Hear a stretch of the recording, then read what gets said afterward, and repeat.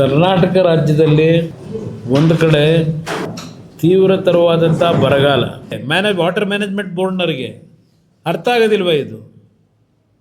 ಅದನ್ನು ನೀವು ಅರ್ಥ ಆಗದೇ ಇದ್ರೆ ಅವರಿಗೆ, ಅಲ್ಲಿ ಕೂತವರಿಗೆ ಹೇಳಿ, ಅವರಿಗೆ ಅವ್ರ ಮುಖಕ್ಕೆ ಬನ್ನಿ ಹೋಗೋಣ ಅಂತ ಏನೇನಿದೆ ಸ್ಥಳ ಪರಿಶೀಲನೆ ಮಾಡಿ ಆಮೇಲೆ ತೀರ್ಮಾನ ತಗೊಳ್ಳಿ ಅಂತ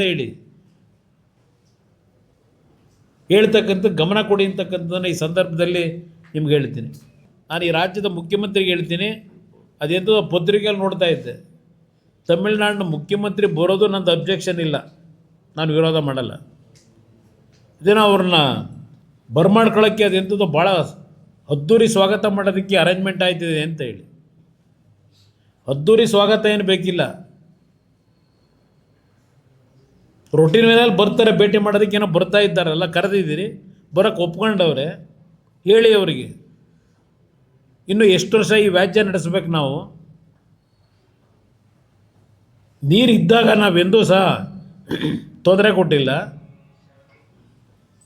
ಈಗಾಗಲೇ ನಾವೇನು ನೀರು ಬಿಡಬೇಕಾಗಿತ್ತು, ನಮ್ಮ ಟ್ರಿಬ್ಯುನಲ್ ಅವರ ಹಂಚಿಕೆಯನ್ನು ಮಾಡಿದರು, ಅದನ್ನೇ ಲೆಕ್ಕಾಚಾರ ಮಾಡಿದ್ರೆ ಇವತ್ತು ಈಗಾಗಲೇ ಹಲವಾರು 5-6 ವರ್ಷದಲ್ಲಿ 4-5 ವರ್ಷದಲ್ಲಿ ಸುಮಾರು 900 TMC ನೀರು ಹರಿದು